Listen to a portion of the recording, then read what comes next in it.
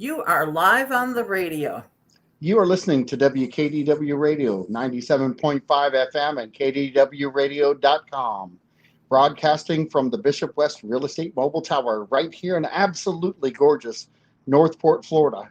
I've got a really special guest in the house, one of my best friends who we just met like several months ago. But I've got Jamar Butler in the house. How you doing, my man? Good. Thanks for having me. Not a problem. So tell us who you are and a little bit about your history. Okay, I'm Jamar Butler. I'm a former Ohio State point guard from 2004 to 2008.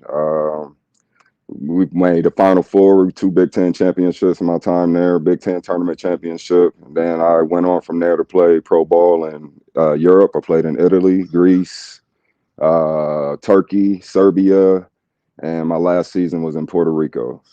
And so I'm going to step back from all of that, and I want to go back to youth. Mm-hmm. Okay, so tell some stories about your youth. Tell what happened in your youthful days, and maybe how your parents played a role in what you went through. Parents played a huge role in my dad put the ball in my hands at age 5, and I told him it's what I wanted, and he did everything he could to help me get to the level that I ended up getting to, and it was a lot of work put in, a lot of skill work from that age 5 all the way up until my career ended. And it's just I was blessed to have a father that was around the game. My dad was a coach before I was born. He knows the game, and he introduced me to it, and just blessed. And so you kind of lived basketball through all of your youthful days, right? I did. That's all I wanted to do.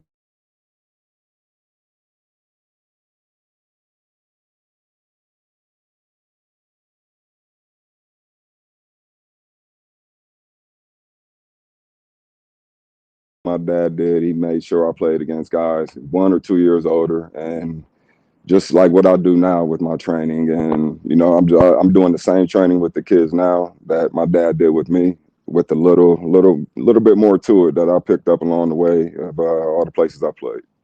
And do you feel like what you did on the court all those years is applying to skill set in life now? Definitely. I think that skill set and putting the work in, I think that all goes with life. No matter what you're doing, you got to put the work in to be successful at it. And, when you're on a court, you're not an individual, are you? No, never. It's a team game. So being a point guard, Mm-hmm. I got the privilege of watching you play. Mm-hmm. So I know Mm-hmm. what you did on the court. But tell a little bit about what it is to be the court general. That's the toughest position to play is the point guard, because you are the coach on the floor. And when you're a coach, you can see some things, but your point guard is your coach on the floor. He runs your team. He's the general of the team. Anything's going wrong, they're going to come at you about it, Yep. So that was a huge part of being a point guard. Is tough. And I know, because of your history, that you went through some changes throughout your career too, Mm-hmm. whether you played point guard Mm-hmm. or you didn't Mm-hmm. play point guard. So talk a little bit about that transition and what happened to move you from a point guard, and then how did you adjust? Honestly, it all turned out to be a blessing for me, because we had Mike Conley Jr. come in, and which was the 3rd pick of the draft and best point guard in the country that year. So they moved my position to the 2 for that season. I played off the ball, and toughest thing with that was defending the 2 guard spot. I was used to playing against guys the same size as me, maybe an inch or 2 taller, and night in, night out, I'm guarding guys 6'6", 6'7", 6'8", and it was a tough adjustment for me, but we made it work, and it helped me with my pro career, because then I became a combo guard. I wasn't just a 1. I could play the 1 or a 2. So there's some value in that now Mm-hmm. in your teaching. Definitely. Right? Definitely. Back then, I want you to step back again. Mm-hmm. In your youthful days, did you have that mindset back then? Or did you have that, no, I want to do this? Right. I had the mindset, no, I want to do this. I was used to having the ball in my hands for so long, and that season was the first time I played off the ball. But in my head, I wanted to be a point guard. That's what I wanted to be. But when it comes to kids now with the youth, it's good to be a combo guard, because it's kind of like pick your poison. You can play the 1, you can play the 2. and you can score the ball, you can facilitate the ball, you can run a team. So I want to go back again, and I'm gonna say it like this: it was good to be a combo guard back then too, right? Oh, definitely good to be a combo guard. So I want to stick with the attitude for a second, because you have an attitude when it comes to basketball, Yeah, right? sure. And everybody who is in the love with the game has that attitude, right? Yes, sir. So what would you tell parents today? Because you've lived it, you've been on that side, you've been on the side of, I just want to do this. If you had a parent and a child, or even a teen going into high school or going into college, Right. what would you tell them today to open up their minds to what you've been through? Well, if they're passionate about the game and if they love it and it's what they want, you got to work. You know, you got to find somebody like a trainer, or if your father knows what he's doing with the training, you know, get with someone who can take your game to the next level, because that's what it's all about. There's levels to the game.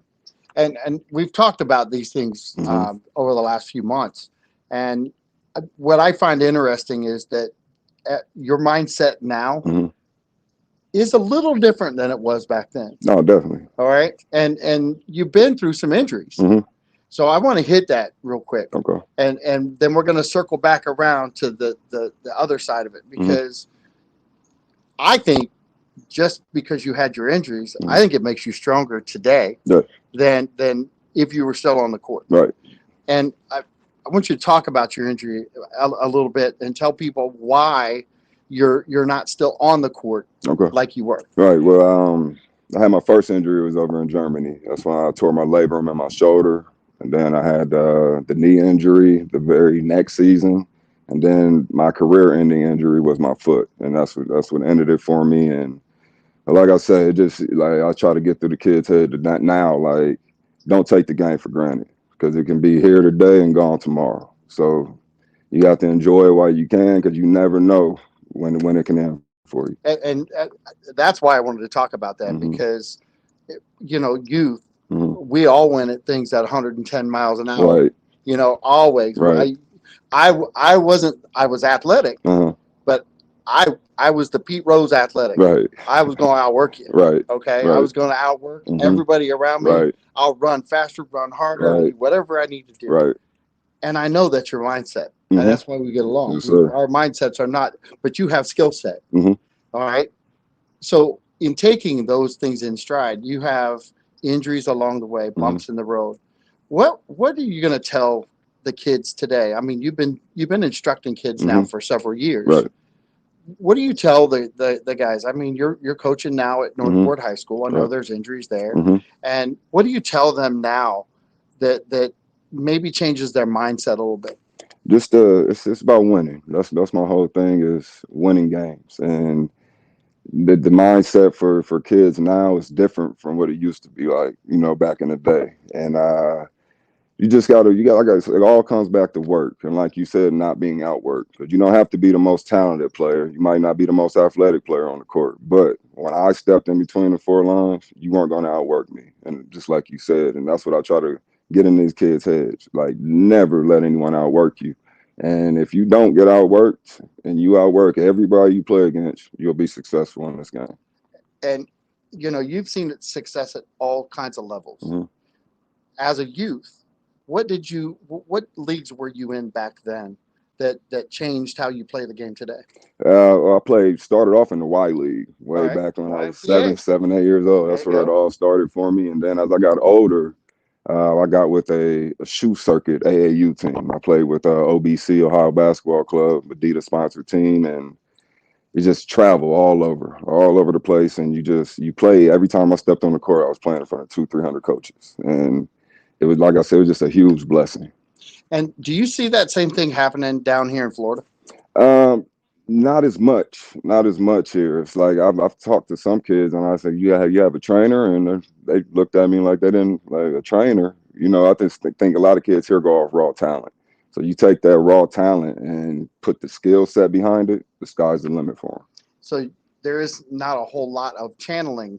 There's not going on, right? There's not. You got a couple AAU teams in the area, and but then that shoe circuit And that's the big thing. If you're trying to get college looks, you got to be on a shoe circuit team. And you told a story the other day about some athletes that were on a team. Can you tell that story again? With my AAU team. Yeah, go ahead. We had 15 players on my AAU team, OBC. 12 of us went Division One. 3 went Division Two, but they were all full ride scholarships. Everyone on my team, they went to college for free. That's what you do it for, to get to that level and then go on to the next. But our team, we would just fly guys in. We had 4 players on our team from Ohio, but we were an Ohio-based team, and just played with a lot of talent. It was fun. And what did you learn from that? What I learned from that is, like, when you I can't even imagine. I mean, right. Because you're going another level. Right. I mean, you talk about levels, okay? Right. And you talk about we're always talking about this. Even in football, we're talking about but it's the next level. Right. Go ahead and talk. Go ahead. And it is. It's levels to anything you do in life. There's always levels to it. And the big adjustment with me with that team I was playing with was I wasn't used to having all that talent around me. So I had to adjust my game to where I'm not the man. We are the man. That's what that turned into. And, it just changed my game a lot. It got me used to playing with guys who were going to go D1. So when I got to college, it was an easy transition for me. And, being around that kind of talent, you're right. In anything that you do, if you want to get better, be around someone who's doing it better. Right. And learn from them and advance the skill set. There is no difference in what we're talking about. You want to be a great student, right? I think you are a great student of the game, right? Right. So, and you were a great student too. There was something that you gained from Ohio State, and that's a degree, right? Right. So what's all of the work that you put in, and then being able to carry that degree around? What's that mean? It means everything. I mean, even at Ohio State, it just means more. We're the second biggest university in the country, and with that piece of paper and it coming from Ohio State, it can do a lot of things for you. And I want to talk about that for just a few minutes, because there are kids that are going to all kinds of Division I programs, Division II, doesn't matter. But if they get that piece of paper and they occur an injury, your injury, right? Okay, yours is not uncommon, right? All right, and it's not uncommon for an athlete in top condition, right, to find out, guess what, I'm done, right. That piece of paper does mean something. That's something that no one can take from you. That's right. You can lose the game, but you always have that piece of paper.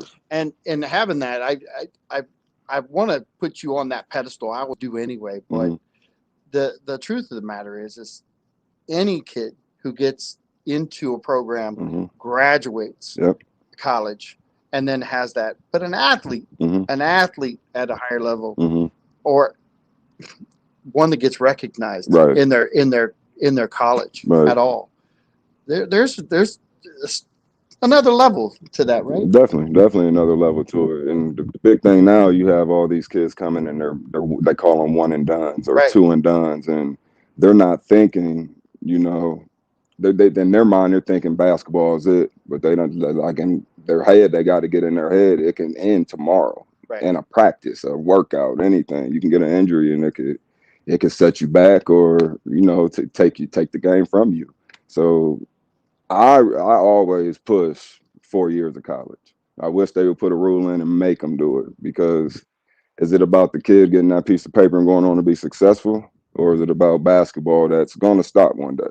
So again, because you've had all of this experience, and I know that you have seen both sides of that.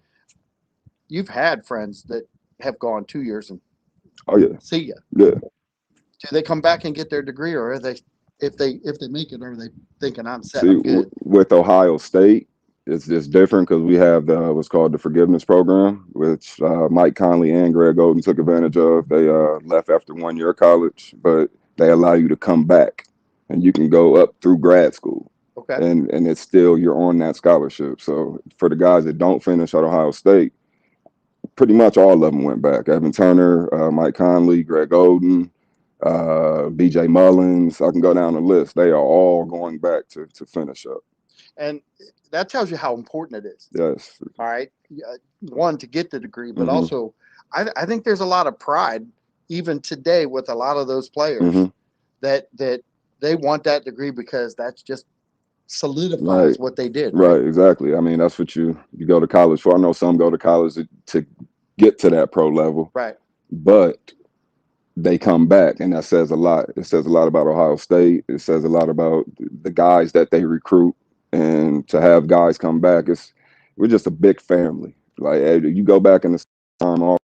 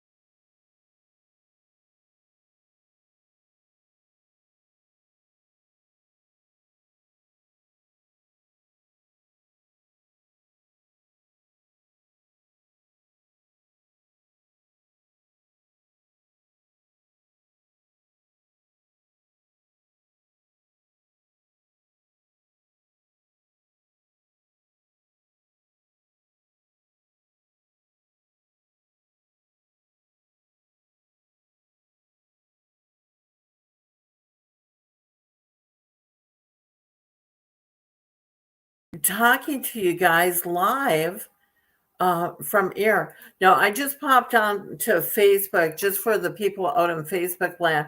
Know that John has had a technical issue and he's going to be coming back on. In fact, he's coming on right now. Let's hope he has his mic unmuted. Are you there, John? I am. Okay, yeah, you were muted, and I had to take over for you for a little bit. So you're back. I'm back. You're back. Where did we leave off? I'm sorry about that. I think we had an internet glitch. talking about the coaching. Yeah, we're talking about coaching, but what you guys were talking about is he was just getting into the inertia of people when they get injured, of how much the injury can devastate you, and that to get that other education. Go ahead. Yeah, well, like I say, the game can be here today, gone tomorrow. That's why I try to get through the kids' heads now, because I say stay 4 years, get that piece of paper, because the ball will stop bouncing for you eventually one day. You can't play forever, but that piece of paper is forever. So I know we've talked about your career. I know we've talked about all those other things. What are you doing now? And what have you done since the injury to kind of give back? What are you doing? Ever since the injury, I started training kids from ages 2nd grade all the way up to high school seniors, and I started in Ohio and just moved here a year ago, and I just started it up here. I'm trying to get it rolling. It's going good so far, and I'm just giving back to these kids. And like I'll say all the time, God bless me with the talent and the game and everything. So I just only think it's right to give back. And what I do it for, what I love to see is the kids get better, and better, go on to fulfill their dreams, make it to college, make it to the pro level, or whatever they do. So I put this out there as like a mentor, along as coaching too. Where do you find yourself drawing lines with kids who are wanting trained, are wanting to learn more, but they have a struggle in school?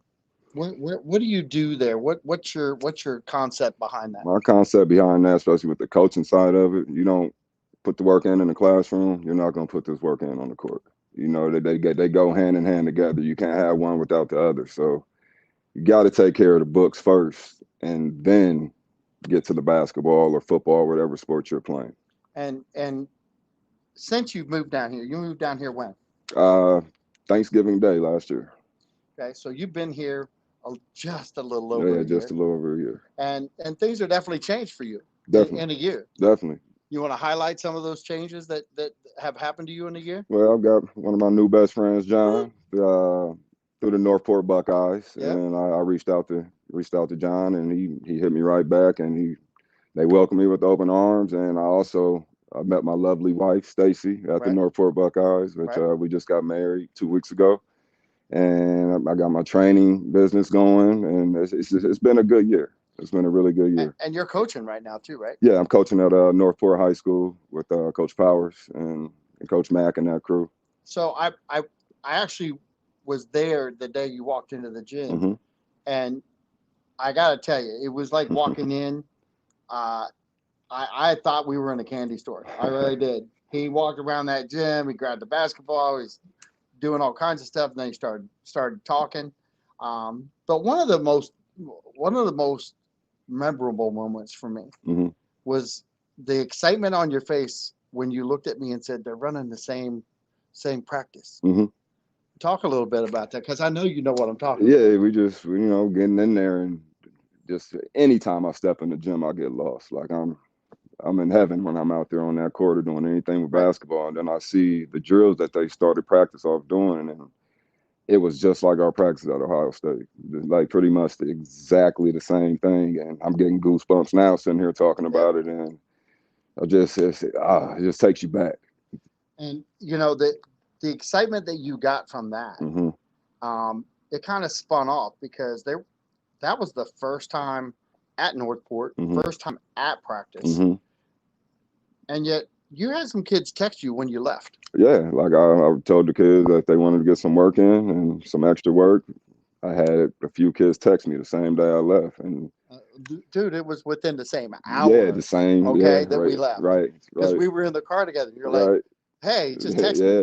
He texted me right away when we left the gym, and just like today, Coach Powers messaged me. He said, "I think you're getting through to the guys," and I was telling them about pregame workouts. You don't have to do anything crazy. Just get 100 twos, 100 threes, and some free throws up just to, see the ball go in the hole. And he texted me about an hour ago and said, "I think they're listening to you." He said, "We got the whole team here." So the whole team was there to do some little pregame workout. What's that mean? It means that that's why I do this. Listen, your smile just got bigger, and I didn't think it ever would. That's why I do it. So this is why I do it. All of the things that you're talking about, though, there's still a bigger picture. Definitely. So what is your bigger picture? My bigger picture is I joined Northport. I want to help build that program, and I just love giving back to these kids. Like I want to just get as many kids as I possibly can and just get them some skill work. With that skill work, life skills come with it too.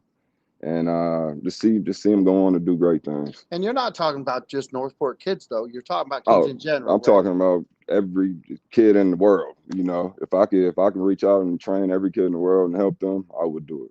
And you took a tour of Northport, and there's some great facilities around too, right? Definitely a lot of great facilities. So one of the advantages you have right now is, aren't you able to do some practice at the school now? I am. Coach Powers gave me the gym every Sunday. So you've got a great facility to do workouts in. Definitely. You're just looking for kids at this point to train, right? Right, exactly. And I should correct that. Just more kids to train, because you have some already. Yes, I've got about, say, 20 kids right now, and I'm just trying to make it grow. What's your cap? My cap? I don't have a cap. All right. No cap. No Take cap. them all. So we walked into a gym, and I learned a lot. Okay, because one, I've never been part of a true basketball team, right? I got to watch and yell and scream. You know I'm good at that. So the beauty in that is that when I was walking with you, you were walking through going, I could put 10 kids in each basket. Yep. I found that to be amazing. Yeah. Okay. So is that what you grew up in? I did.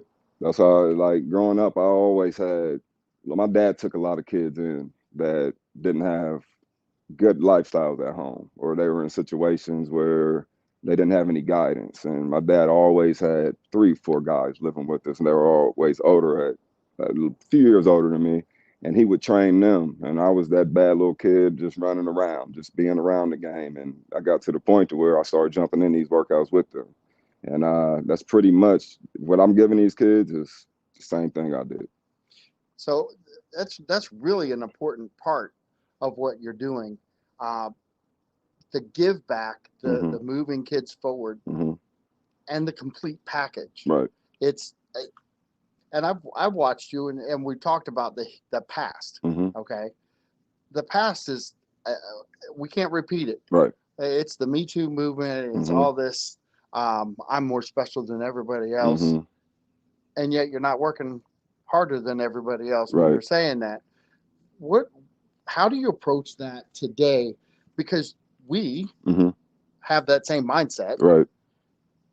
A lot of them now have to be catered to. And I hate that. I hate that because there is an edge that comes with, I believe, being a survivor. Right. Through the thick and the thin. Right. Okay. And I think that's what your dad taught you too, right? Yes, sir. So how do you, because it's working at Northwood, how do you get through the kids today and yet try to explain where the edge is? Well, just with kids today, you can't come at them like we came at when we were playing sports. So you have to find a way to get through them, to get through their heads. Listen to my message. Listen to what I'm saying, not how I'm saying it to you. Now if I stop saying something to you, then you worry. Then you worry. But you just got to just drill in their heads, all the positives. Of course, there's ups and downs through seasons. And, you're going to have some good times, you're going to have some bad times. But with the group at Northport, we're trying to do is no matter what, you got to stay together. Keep working, get a little better every day. And that track that you have them on, do you feel it as a coach? I do. I've been there a few weeks now, and you can just tell like the environment's changing. Like when we went in, I was telling guys, get off your knees, sign of weakness. I haven't seen a kid hit his knees since that day. No kid has hit their knees. And that day, it was a lot of it. Right, a lot. Okay, we were both like, right. Because what is that a sign of? Weakness. This is a sign of weakness. And I know you said it, but I want to hit that really hard because it's the little things. Yes, it is. It's the attention to detail in a practice. Right. Okay. Right. The reason you liked a lot of those practices is they were paying attention. Exactly. Without you. Right. Right. Right.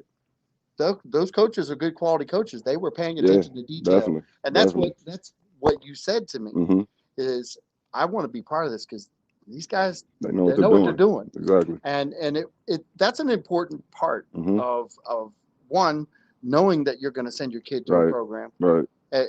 What do you tell a parent now that you've been there just a few weeks? If you've got a son or daughter playing in Northport and they're not at the high school level yet, what do you tell them and how to prepare a kid to get into the basketball program at Northwood? I would, or surrounding it. Right. I would just say, you got a great staff here.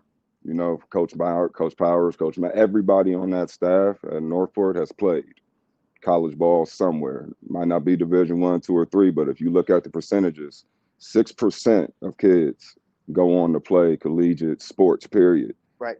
After high school, no matter what division it is. And you have a staff over here like this that they know what they're doing, like you said. They don't give up on the kids. They work them, and they want the best for those kids there. They trying to build a winning program. So I would tell parents, in this area, Northport's the place to be. And you know that because you've been here a year, but you've also visited other places too, right? Yeah. And I don't want to knock any other programs, right. But the beauty in what you're talking about is also, it was something you identified almost immediately when you walked in. Just the environment, the staff, the way they operate, the They want to win. They want to win. That's all they care about is winning, and I love that. So I want to talk about another word that we both know is out there. Mhm. Okay, it's the word soft. Yes. Okay, Yes. because we talk about that a lot. Mhm. Anybody watched the High State football game Right. this last week? It's a little soft.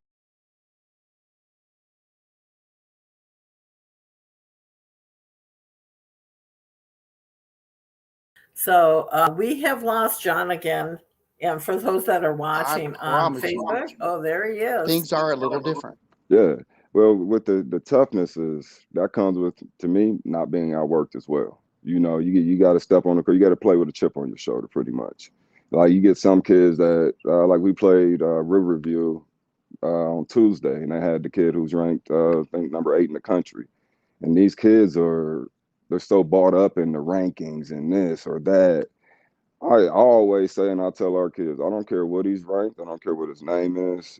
Don't give any respect to him until you lace up and you get in between the 4 lines. You just go at them, and that toughness just comes with that. It all goes together. Do you see a difference in the style of teaching that your dad did, and even at Ohio State with the coaching style there? Right. Do you see it changing today, even at that level? I do see it changing a lot, honestly. Like I can remember my freshman year stepping in my very first practice, and Coach Mata grabbing me by my shirt, and he got after me. But they do that to see how you're going to respond. Is he going to break down, or is he going to step his game up? Like every player is different, but me, that got me going. Like when guys got it, it would get me going. Now today, what it's turned into is like we said, we got to go back to that word soft. Right. You know, you got to treat this kid different than this kid, because if you yell at him, he's going to take it personal. But you can talk to this kid different. Like, so you got to find a pretty much a happy medium to make it all work, because you're dealing with 15 to 20 kids, and that's 15, 20 different personalities. And you know, it's difficult. It's difficult on any level to bring a mindset into the game. Yeah. And I promise you, back in the 70s, you know, basketball. That's when basketball was tough. Yeah, that, you know, they didn't bring guns or knives. They had elbows and knees and everything else along with them, and they were using every bit of them. Yes, they were. So it's amazing to me how the game has changed a lot, a tremendous amount, and it's taken coaching a little while, but it's changing too. And I want to hope that it's for the good. Right. But I see some shortfalls along the way too, because there is that edge that seems to be missing. Right. With a lot of athletes. And you're exactly right. We're missing the Bobby Knights, those style coaches. Like honestly, if Bobby Knight was coaching now, they probably would let him go because of his mentality. But that's the most winningest coach in the country. Right. One of the best coaches to ever do it, Hall of Famer. So Coach K, another one, which he's on his way out now, but his toughness, like what he brings day in, day out to practice to those kids you're missing that now. Like you said, we're going to go back to the word soft. And those guys, they're not soft. They were going to come at you. They're going to get after you because they want the best for you. They want to win. Like Coach Mata used to tell us, I don't win games, I don't feed my family. So you got to do what you got to do to prepare your team or kids, whatever, to win. Well, and I believe back in the day, they all had the edge. Yes, they did. And their teams may not have been the most talented, right? But they know how to get the most talent out of their team. Exactly. And that's a tough thing to do today. And because even watching interaction, whether it be Northwood or anything that you're out coaching, it's the interaction that you have to have. And it's, I hate to say it, but you're almost strategizing practice. Yeah. Yeah. And it didn't used to be, I got to strategize practice. I got to work practice. Right. Exactly. And now you're strategizing how you're communicating through practice. Right. Do you see a missing component there for a lot of kids in the future? I do. I do a little because when you come into practice, like you said, you work practice. You don't strategize practice to because this kid can't handle it or that kid can't handle it. Right. We're coming to practice like it's practice isn't supposed to be fun. The games are supposed to be fun. Right. Practice is where you do your dirty work. That's where you get that's where you build that toughness. You get that chip on your shoulder. And at the same time, you continue to get better and better and better. And that's one thing we're doing at Northport. Every day we step in the gym, we're getting a little bit better. And it's a big deal to show up and really get the players motivated. Right. Do you see, as a coach standing out now, Mm-hmm. do you see your energy level differently, or do you still feel that same intenseness that you had before? I still feel the same intensity, and that's what makes it hard for me because there's times I want to lace up and go, and then it's so much harder to be a coach than it was to play. That's the tough part. It's like the coaching part of it is you're not gonna see everything, but it's so mental. It's so mental because, like I said, you're dealing with 15 different kids, 15 different personalities, and you're trying to put all this together. You're trying to get all 15 to buy into what you guys are trying to do, and that's what makes it tough. And it's all of this stuff that we're talking about. It's still trying to mold the players Mm-hmm. as a coach, Mm-hmm. as a mentor. What are some of the things that you want to bring to the game that maybe you didn't have before? One thing I want to bring to the game, it's all about winning to me. Like whatever it takes to win, and I have some things that I could bring. I think I could bring to Northport wherever I'm coaching or to these kids. Is I'm going to put that chip on your shoulder. I'm going to push you to the max, and I'm going to get every ounce of everything out of you. If not, then you're probably in the wrong program or you're probably doing the wrong training. And is there wrong training? I think there is the wrong training because if you go in and you don't do everything at game speed, you don't do everything with intensity, and you just go in and you just go half and you just coast through your workouts, you're not going to get anything out of it. You have to, every time you step in that gym, like I say, get better and push yourself. And it's a lot of kids, like today, they don't know how to push themselves. Like they can't go in the gym by themselves and push themselves to get a little bit better by themselves. So I have had a lot of good coaches. I ran track, cross country, Mm-hmm. marathons. Bill Kegg was one of my favorite coaches. Mm-hmm. He was my track coach in elementary school. Okay. And we ran state championship after state championship Mm-hmm. after state championship. And I remember him. I tell his story a lot. I see him walk. Uh-huh. I see his walk, Right. his shoes, Right. and I know it's him. Right. Do you have a story like that about a coach? Yeah, Coach Mata and my dad, both of them. With Coach Mata, you knew he was coming when you smelled the brute. You smelled the brute cologne because he was one that shaved every day. Nice. And you smelled that brute coming, and you knew he was coming around that corner in the locker room. My dad, you hear him coming up the steps, and he would get to coming up them steps, and you hear him, and all the kids just straighten up real quick. We'll be up there messing around, but my dad would come up, and we're all just straighten out real quick. So you have that little fear factor in the back of your head. For sure. When you smelled the brute coming, focus time. Yeah. Laser focus. What was it like to play under Thad Mata? Tell you what, it was tough at times, but he is the best coach I've ever played for. Like he got everything out of me, and that's what I like. He pushed me. He never let me become content with where my game was at. Like he always said, there's room to get better. There's always room to get better. Was there attention to detail? Oh, he was attention to detail was everything. We watched more video and film on teams we were going to play than we actually practice on the court. That's what a lot of people don't see. They just see you go out play a game on Saturday or Sunday on CBS, and they don't see all the everything that goes into it. Like you're practicing 2.5, 3 hours a day to go with 2.5 hours of film. Not all at one time, but broken down throughout the day to go with our class schedules and stuff. Weight room included, class included. it's like a full-time job. And that's what I try to get through these kids. Hey, this is what you want. You have to give everything to the game. You've played with a lot of coaches. Oh, yeah. And under a lot of coaches. Mm-hmm.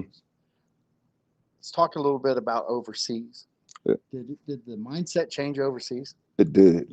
It did because, you know, a few coaches I played for, they didn't even speak English.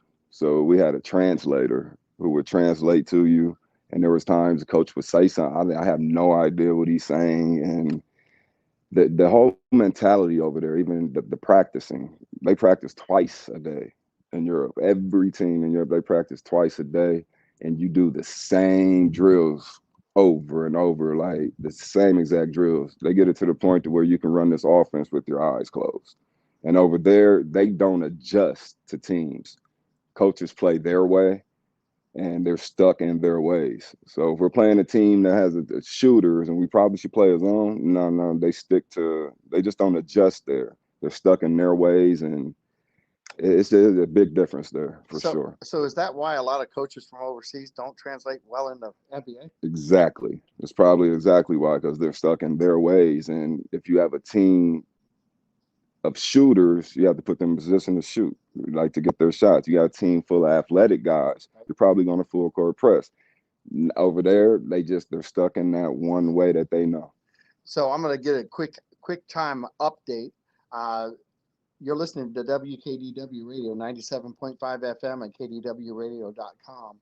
And we're interviewing Jamar Butler, point guard, former point guard for Ohio State University. Can I get a time update there, Marie? Yes, you can. Actually, I'm going to put me off screen. Yes, you can. You actually have, let me see here. Sorry, guys.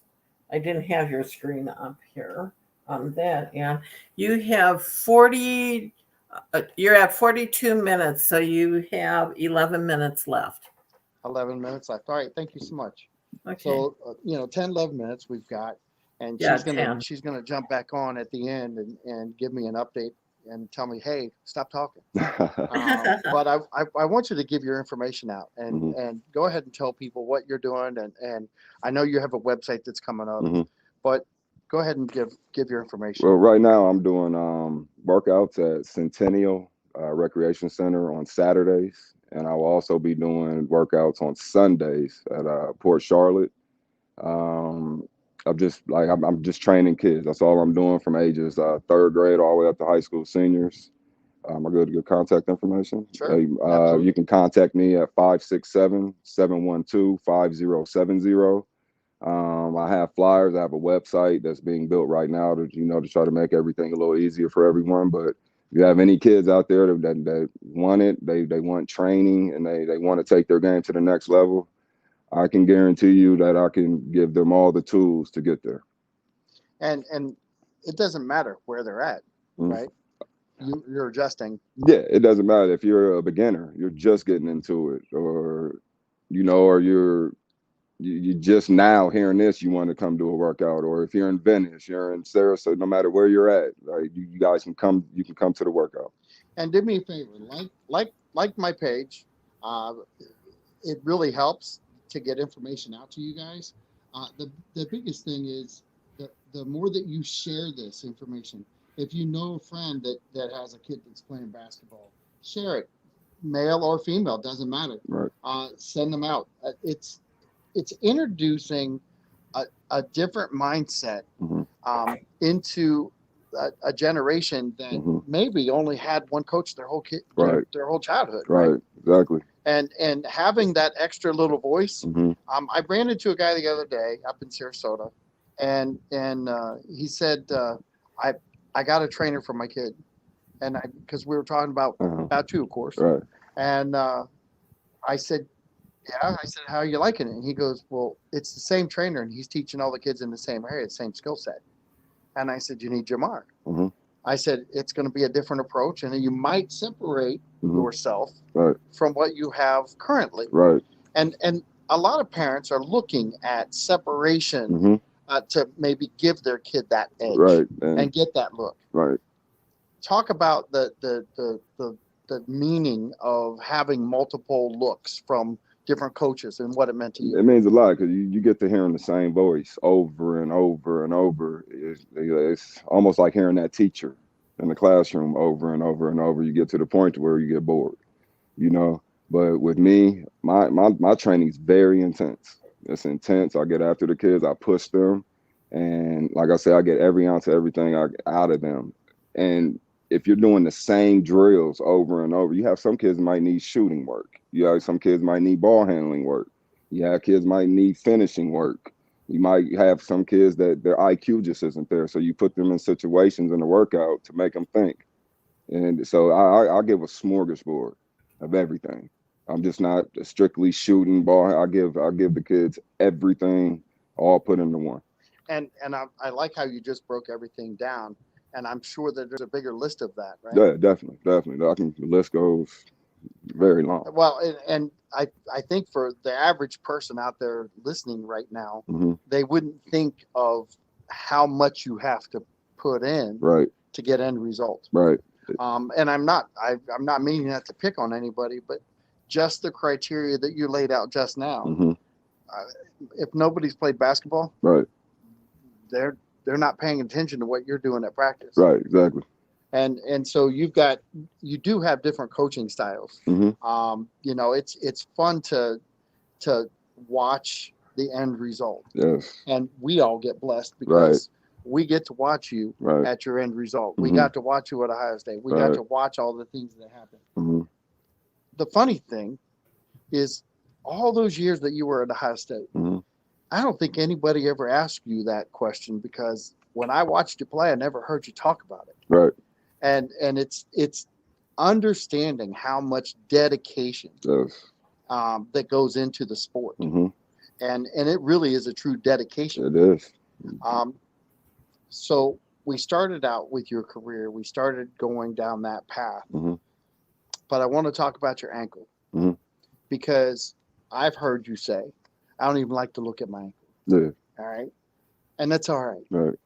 I think your ankle is what made you who you are today. Yeah. And I think you should be proud of that ankle Right. myself. All right. Because I've torn my Achilles tendon. I got scars. You know, I had open heart. So I got scars that are better than yours. Right. How about that?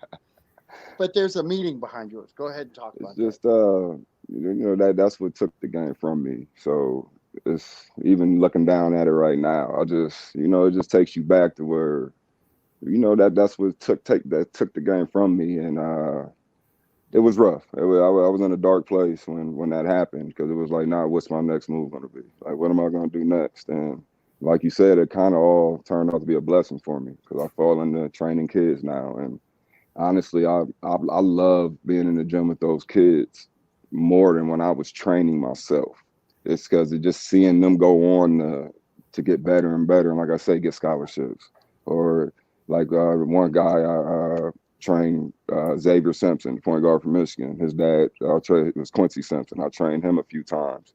He just signed with the USA team. He's playing with the USA. Like that's why I do it, just to see these kids go on and live their dreams, fulfill that dream. So I'm gonna bring this out because your career isn't over.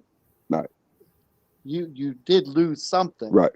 But I think you gained I did. so much more. Definitely. And you have so much more growth to do. Right. And I think inside mm-hmm. you're gonna deal with this, mm-hmm. and I'm gonna push it. Right. I know. Because I'm gonna coach you through that. Because I'm not gonna let you feel bad about that. Right. Because I think you have an unbelievable amount of talent. And I also think you have an unbelievable willingness mm-hmm. to share that insight, which is so needed today. Right. Once again, give your contact information. Contact information, phone number 567-712-5070. You can text or call, however you want to contact me. Share this video. Share it out there. Let's get his name out. Let's get the word out. I'm sorry about the choppiness at the beginning. We're working on some technology, and I think the internet went down here, which kind of knocked us off. I'm not real sure what happened, but I really appreciate everybody joining us today. And if you can share this, talk about it, and get people to listen to the story. I think there's a lot to be learned from what you went through. Oh, definitely. Because the kids are trying to get to that level, and I mean, I'm here, so might as well use me while I'm here. Well, and you're only trying to advance the cause of a lot of kids. Exactly. Yeah, John, you're freezing up a little bit. Jamar, if you can hear me, is it Harold Rec Center in Port Charlotte that you're going to too? I don't know if he could hear me because they're having tech difficulties on their end again. And that's technology for you people when you're dealing with things. John was trying new technology today. I'm actually streaming from my own home live on the radio. He brought me over his tablet. And as we're talking, he's talking with Jamar Butler, who used to be with Ohio State. He was a professional basketball player, I believe basketball, and he had played over, and we lost them all together. So with that being said, and I was unprepared to be on screen. I'm going to say, thank you all for listening today. We're going to end this session if he doesn't come on in a few seconds as I ramble on here for everybody. One of the things too, we are an all volunteer nonprofit radio station, and with the technology that we have, like John, he buys his own. I buy my own. It's nothing that we have provided to us by the radio station because we are a radio station. And when people give to 501c3, they're usually giving to social services, food banks, and things like that. So when you're out there looking around at different ways to support different people, this is one of the ways that you could do. You can go to WKD. Well, you can go to our Facebook page, WKDW 97.5 FM, Real Community Radio. And you can go to our YouTube page, but you can go to our regular website, kdwradio.com, and click on the donate button just to help us out, because we are here for you. Thank you, everyone, for listening today. I'm speaking for John Rawlings right now. Thank you so much, and hope you have a great day. See you again next Monday on Real Talk with John Rawlings.